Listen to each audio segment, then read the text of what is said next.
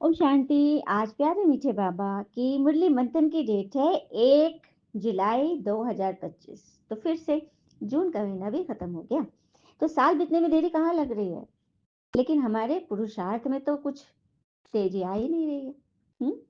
दिन पर दिन बीत जा रहा है, समय निकलता जा रहा है। हाँ? इसलिए बाबा कहते हैं तुम्हारी बुद्धि में भी सारे ज्ञान का सार है, इसलिए तुम्हें चित्रों की दरकार नहीं है। तुम बाबा को याद करो और दूसरों को कराओ। सुना, बाबा आज कह रहे हैं तुम्हारी बुद्धि में मैंने सारा ज्ञान ठूस ठूस कर भर दिया है। जितने देर से भी हम लोग ज्ञान में चल रहे हैं, सारा ज्ञान तो क्लियर है, तो उसमें चित्र की दरकार थोड़ी है। जैसे कि परिचय दिया पापा ने, सबका परिचय दिया, सबके बारे में बताया। तो हमें भी अपने परिवार के बारे में, ये मेरा ये बच्चा है, ये युगल है, ये रिश्तेदार है, ये मामा चाचा मामा सब लोग हैं।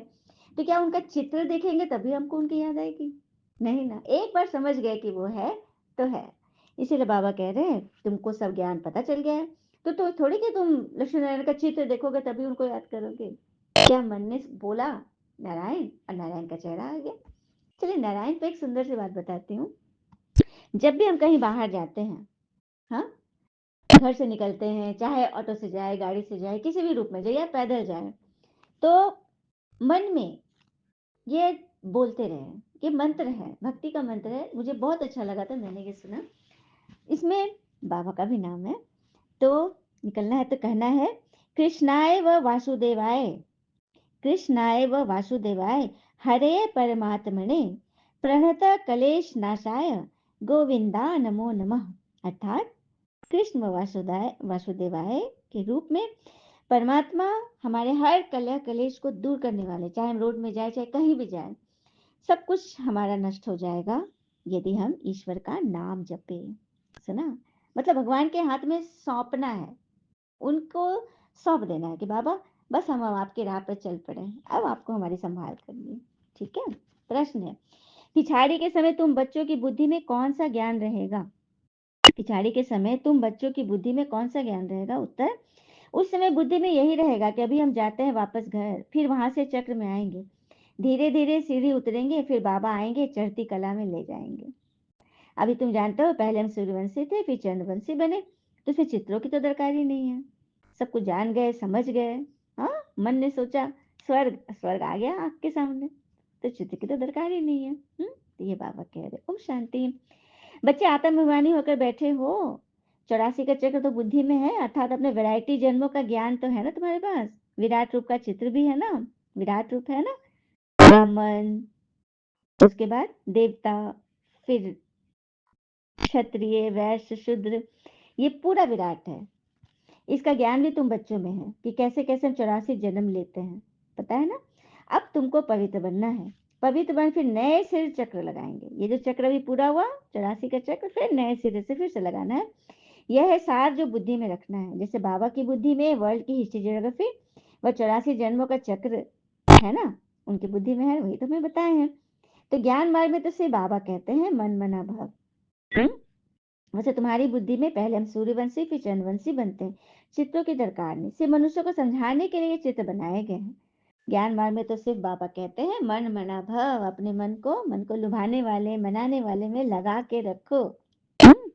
जैसे ये चतुर्भुज का चित्र है, रावण का चित्र है, ये सब समझाने के लिए दिखलाने पड़ते हैं। तुम्हारी बुद्धि में तो यथार्थ ज्ञान है ना। ये चित्र बच्चे को भी, ए फॉर एप्पल, एप्पल का फोटो, शुरू शुरू में बच्चे को सिर्फ अक्षर ज्ञान से समझ में नहीं आएगा, उसको चित्र भी दिखाना है कि एप्पल ऐसा होता है। हाँ, ए फॉर एप्पल ये है, चित्र देखकर। ये बाबा कहते हैं प्रारंभ में तो तुमको चित्र दिखाना पड़ता था बच्चों को बताने के लिए, सही बात है ना। सत्युग में पवित्र होने के कारण थोड़े मनुष्य होते हैं, अभी तो कितने ढेर है, लाखों वर्ष की आयु होती तो संख्या भी अनगिनत हो जाए। क्रिश्चियन की भेंट में आदमशुमारी का हिसाब तो निकालते हैं ना, हिंदुओं की आदमशुमारी कम दिखाते हैं। आदमशुमारी अर्थात जनसंख्या, सुना। अभी तो पुरानी दुनिया है जिसमें इतने मनुष्य हैं, फिर नई दुनिया कैसे स्थापन होती है, कौन स्थापन करते हैं, यही तो बाबा आकर समझाते हैं, जो कि ज्ञान का सागर है। अभी हम नरक से स्वर्ग में जाते हैं तो अंदर खुशी होगी ना। अच्छा, नरक किसने बनाया पता है? राहु की दशा जब लगती है तो नरक बन जाता है। राहु पर मैंने बहुत इंटरेस्टिंग बात पढ़ी है, आपसे भी शेयर करती हूँ। तो राहु को हमारे शरीर के अंदर क्या चीज सबसे ज्यादा पसंद है, जिस पर वो अटैक करती है? सुनिएगा ध्यान से। तो राहु का हमारे शरीर में सबसे पसंदीदा जो है हमारा स्वास्थ्य है। और ये स्वास्थ्य सबसे पहले मन का, फिर तन का, फिर धन का, ये तीनों पर वो अटैक करती है, तीनों के स्वास्थ्य को हरती है। तभी तो कहते हैं ना तुम्हारे ऊपर राहु की दशा चढ़ी है, तुम ये करो, ये पहनो, ये जप करो, ये हवन करो, तुम पर बृहस्पति की दशा बैठेगी। लेकिन बाबा कहते हैं कि स्थूल कर्म करने से थोड़ी ना कोई ग्रह दशा हटती है। जब तक मन के सूक्ष्म बातों से, सूक्ष्म मन में किसी और को बिठा लेना, चिंता बिठा लेना, दर्द बिठा लेना, पीड़ा बिठा लेना, ये सब बहुत बड़ा ग्रहण है, जो कि हम खुद कहते हैं ना, आ बैल मुझे मार, उठा लिए राहु को, ये संकल्प विकल्प उठा के अपने मन पे बिठा लिए। हाँ, तो खुद ही करते हैं। तो क्या करना है, जल्दी जल्दी इनसे छूटना है। तो मन में भगवान को रखिए, तन सदैव स्वच्छ रखिए, खुश रखिए, और पौष्टिक भोजन कीजिए, जितना भी आप खा लें नियम से खाइए, अधिक नहीं खाइए।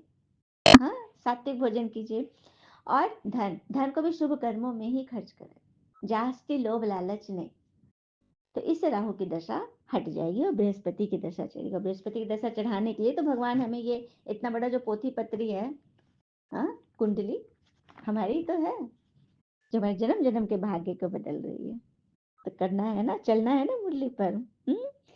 तो नरक से स्वर्ग की ओर जाते हो तो अंदर में कितनी खुशी होनी चाहिए। सत्युग में दुख की तो कोई बात होती नहीं, क्योंकि ऐसी कोई अप्राप्त वस्तु नहीं जिसकी प्राप्ति के लिए पुरुषार्थ करे। सत्युग में यहाँ पुरुषार्थ करना पड़ता है, यहाँ हमें चाहिए। हाँ, गरीब के पास तो सब सुख मौजूद नहीं होते, अमीर के पास तो सब कुछ होते हैं। परंतु है तो कलयुग, धन वैभव है लेकिन बीमारियां तो होती है ना, अमीरों को होती है कि नहीं, बीमारी से दुख तो आया ना। फिर बाबा ने सूक्ष्म वतन का राज बोला कि सूक्ष्म वतन की जो रमत गमत है ना, रमत गमत कहानियां जो है, ये सिर्फ तुम्हारे लिए, तुम बच्चे जानते हो। सूक्ष्म वतन का जिक्र कभी किसी युग में नहीं होगा। सूक्ष्म वतन संगम युग में ही होता है, जहाँ परमात्मा फरिश्तों से मिलते हैं। हाँ, ब्रह्मा विष्णु शंकर जी की वो नगरी है, सूक्ष्म रूप से हाड़ मांस का शरीर वहां नहीं जा सकता, वहां लाइट का आकार ही शरीर जाता है। तो ये चीज बाबा ने बोला है कि तुम बच्चों के लिए मैंने क्रिएट किया है। जब तक कर्मातीत अवस्था हो, टाइम पास करने के लिए यह खेल पाल है। एक बच्चे ने पूछा था क्रिएशन और क्रिएटर, तो इंग्लिश वर्ड है ना, क्रिएटर अर्थात रचयिता, रचने वाले, और क्रिएशन अर्थात उनकी रचना। मतलब क्रिएटर हो गए पिता और क्रिएशन होगी उनकी रचना। जैसे शिव हो गए the creator and the children, the souls are हो गए उनकी क्रिएशन। ठीक है, ये है क्रिएटर और क्रिएशन का राज। तो बाबा कहते हैं तुमको यही याद है कि आत्मा ने अब 84 जन्म पूरे किए, अब हम जाते हैं अपने घर, फिर आकर सतोप्रधान दुनिया में सतोप्रधान पाठ बजाएंगे। यह ज्ञान बुद्धि में लिया हुआ है, ये ज्ञान बुद्धि में है ना, डला हुआ है ना, वो चिप डला हुआ है ना। तो फिर तुम्हें चित्रों की दरकार ही नहीं है। जैसे बैरिस्टर कितना पढ़ते हैं ना, पढ़ने के लिए, बनने के लिए, और जब बन गए तो फिर तो पढ़ाई खलास हो जाती है। हाँ, थोड़ा मोड़ा पॉइंट वगैरह देखते रहते हैं, लेकिन वो वाली पढ़ाई स्कूल जैसी रेगुलर वाली कि एकदम डेली जाना है 8 घंटा बैठता है, ऐसा थोड़ी। रिजल्ट निकले बस, पढ़ाई छू, तुम भी पढ़कर फिर जाएंगे रजाई करेंगे, जहाँ नॉलेज की दरकार थोड़ी ना होगी। इस नॉलेज से ही तुम राजा बने हो। बाबा बैठ समझाते हैं लक्ष्मी नारायण कौन है, ये विष्णु शंकर जी और ब्रह्मा जी कौन है। यह बात बाबा ने आकर क्लियर किया है। तो ब्रह्मा तो यहाँ है, लेख रहा दादा, जिनके तन में भगवान ने प्रवेश किया। तो भरोसा रखना है हमें, भरोसा कि भगवान हमें बता रहे हैं, तो भरोसा रखें। जब हम किसी का अच्छा कर रहे होते हैं ना, तब हमारे लिए भी कहीं कोई अच्छा कर रहा होता है, तो अच्छा अच्छा करते चलिए। और भगवान का ज्ञान सुनना सबसे अच्छा काम है। ठीक है, सबसे अच्छा, क्योंकि इससे आपका तन मन धन सब अच्छा होता है। ठीक है, इसीलिए बाबा कहते ब्रह्मा यहाँ है जिनके शरीर मैंने प्रवेश किया है। अब बाबा कहते अपने घर चलना है जहाँ दुख का नाम निशान नहीं होगा। यहाँ तो देखो मनुष्यों का खान पान कितना गंदा है, क्या क्या चीजें खाते रहते हैं।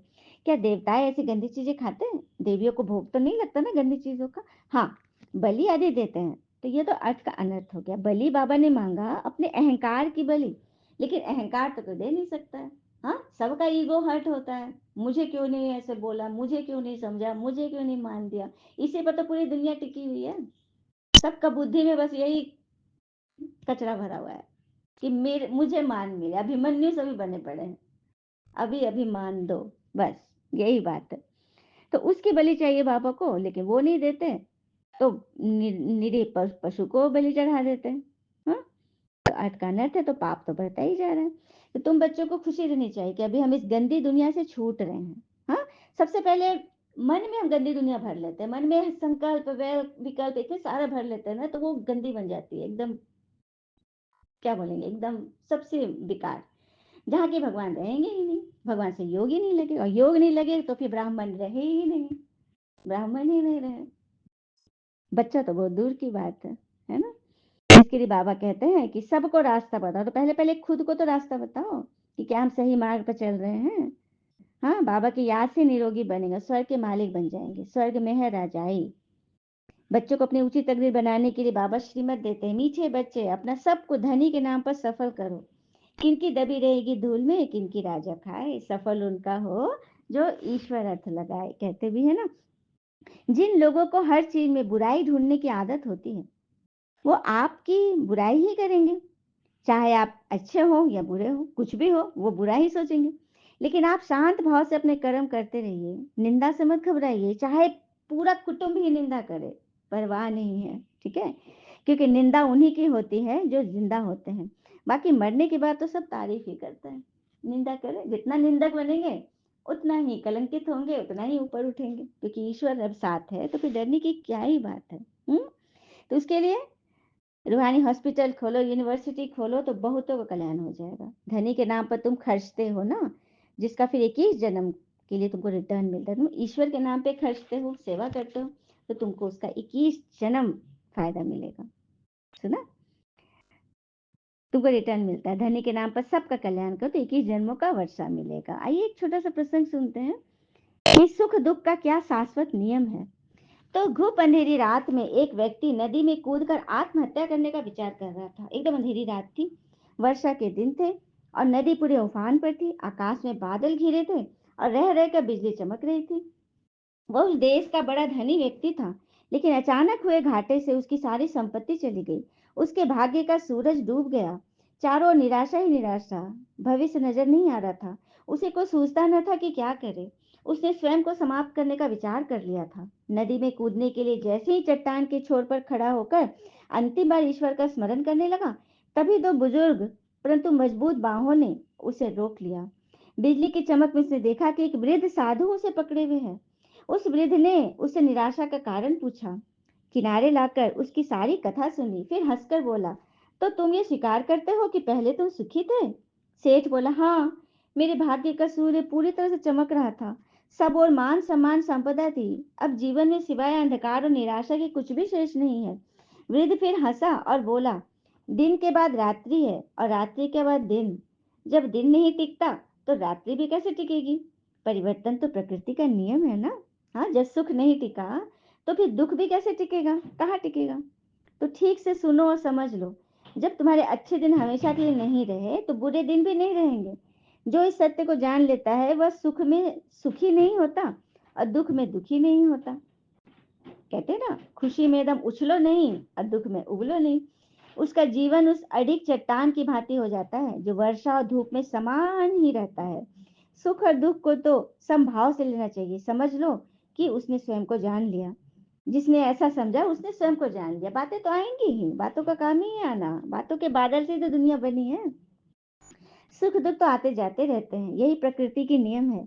ईश्वर का इंसाफ, जो न आता है, जो न आता है और न जाता है, वह है स्वयं का अस्तित्व। सुना, सुना, सुख और दुख आते जाते हैं, लेकिन कौन नहीं आता और नहीं जाता है? तो वो है हमारा अस्तित्व, अर्थात मैं, हमारी आत्मा। इस अस्तित्व में ठहर जाना ही समझदारी है। सोचो, यदि किसी के जीवन में एक जैसा ही भाव देखा, हमेशा सुख का ही देखा, जिस चीज की आवश्यकता है उसको पहले ही मिल गई, तो क्या वह कुछ उपहार पाने की खुशी का अनुभव कर सकता है? हाँ, उसको कोई गिफ्ट देगा, उसको अनुभव हो, उसके पास तो ये सारी चीजें भरे हुए हैं। दुख न आए तो सुख का स्वाद क्या होता है, कोई क्या उसी तरह से जो सदैव लाइट देख रहा है, उसको उसको क्या पता। हाँ, कि लाइट क्या होता है, लाइट की खुशी के जिस जो अंधकार में रहेगा उसको तो पता चलेगा ना कि लाइट की खुशी क्या होती है। तो ये शाश्वत नियम है, खुद को संभालना, अपनी आत्मा को पहचानना और बाबा के नियम पे चलना, बाबा से प्रीत रखना। ठीक है, अच्छा। ओम शांति। धारणा के लिए मुख्य सार पहले पॉइंट, अपना टाइम सफल करने का अटेंशन रखना है। माया गफलत न करा दे, इसके लिए महादानी बन बहुतों को रास्ता बताने में बिजी रहना है। अपना टाइम सफल करने का टेंशन रखना है, माया गफलत न करा दे, इसलिए महादानी बनना है और सबको रास्ता बताने बिजी रहना। तो महादानी कैसे बने? जो सदा सदा जीवन में रहेंगे तभी तो। हाँ, बुजुर्ग भी हो जाएंगे, लेकिन अगर चलन अच्छी नहीं है तो फिर जल्दी ही शरीर भी छूटेगा। तो इस पर एक अच्छा थॉट है। 5 प्रकार के लोग जल्दी बूढ़े हो जाते हैं। 5 नियम वाले लोग जल्दी बूढ़े होते हैं, नोट करिए। पहला है, जो योग और प्राणायाम नहीं करते, वो जल्दी बूढ़े होते हैं। दूसरा, जो क्रोध बहुत करते हैं, बात बात पे क्रोध कर। एक क्रोध होता है बोलना, चिल्लाना, जोर से बोलना, और एक होता है मन में रख लेना, मन में उसी का ताना बाना में मन को फंसा लेना, मन से क्रोध करना, खुद से ही क्रोध करना। तीसरा है पानी कम पीना, ठीक है। चौथा है चिंता करना, चिंता कर करके एकदम चिता बना लेना खुद का। और पांचवा है जो सभी करते हैं, देरी से सोना। कब हम सब चेक करें कि क्या हमें जल्दी बुजुर्ग होना है या जल्दी ऊपर चले जाना है? नहीं ना। तो फिर ये सब काम डूज एंड डोंट्स दोनों पे ध्यान, कौन सा करना चाहिए कौन नहीं करना चाहिए। टाइम सफल करने का अटेंशन तभी हम रख सकते हैं, बहुतों को रास्ता बता देंगे। दूसरी पॉइंट, अपनी ऊंची तकदीर बनाने के लिए धनी के नाम पर सब कुछ सफल करना है, ईश्वर के नाम पर रूहानी यूनिवर्सिटी खोलनी है। वरदान है, ऊंचे तूचे बाबा को प्रत्यक्ष करने वाले शुभ और श्रेष्ठ कर्मधारी भव। ऊंचे तूचे बाबा को प्रत्यक्ष करने वाले शुभ और श्रेष्ठ कर्मधारी भव।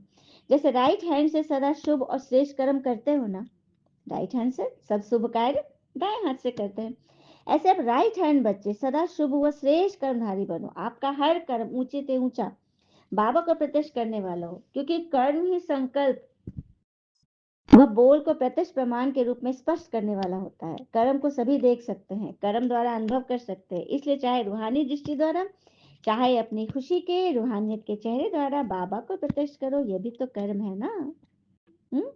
अपनी दृष्टि, वृत्ति, चरित्र, बोल, चलन, सोच, व्यवहार सभी से भगवान को प्रत्यक्ष कर सकते हैं। स्लोगन है, रूहानियत का अर्थ है नैनों में पवित्रता की झलक और मुख पर पवित्रता की मुस्कुराहट हो। तो रूहानियत का क्या अर्थ है, आत्मीयता का क्या अर्थ है? नैनों में पवित्रता की झलक और मुख पर पवित्रता की मुस्कुराहट हो। अब व्यक्ति इशारे में आज के पॉइंट है, नए स्लोगन आ गए हैं, क्योंकि नए नए मास में नया स्लोगन है। तो आज का व्यक्ति इशारा है, संकल्पों की शक्ति जमा कर श्रेष्ठ सेवा के निमित्त बनो। इसके पहले के जून मास में था अंतर्मुखी बनो, और अभी है श्रेष्ठ सेवा के निमित्त बनो, संकल्पों की श्रेष्ठ शक्ति जमा करके। जैसे आजकल सूर्य की शक्ति जमा कर कई कार्य सफल करते हैं, सोलर ऊर्जा, सोलर एनर्जी से कितनी सारी चीजें करते हैं। ऐसा संकल्प की शक्ति जमा करो तो औरों को भी बल भर सकते हो, अनेक कार्य सफल कर सकते हो। जो हिम्मतहीन है उन्हें वाणी के साथ साथ श्रेष्ठ संकल्प की सूक्ष्म शक्ति से हिम्मतवान बना सकते हो। यही वर्तमान समय की आवश्यकता है। क्या बात है, बाबा तो जैसे कि एकदम छक्का ही मार देते हैं, नहीं?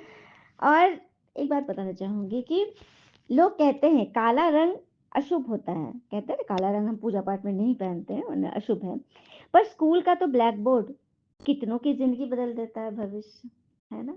इसीलिए यहाँ पे कुछ भी शुभ या अशुभ नहीं है, सब कुछ अच्छा है। अच्छे नजर से देखो तो सब अच्छा है। अच्छा, ओम शांति। शुक्रिया बाबा, शुक्रिया बाबा के प्यारे प्यारे बच्चे। आप सबका जीवन सदैव सुख शांति समृद्धि सफलता संतुष्टता सदा भरपूर रहे और भरपूर करे। ओम शांति बाबा, ओम शांति।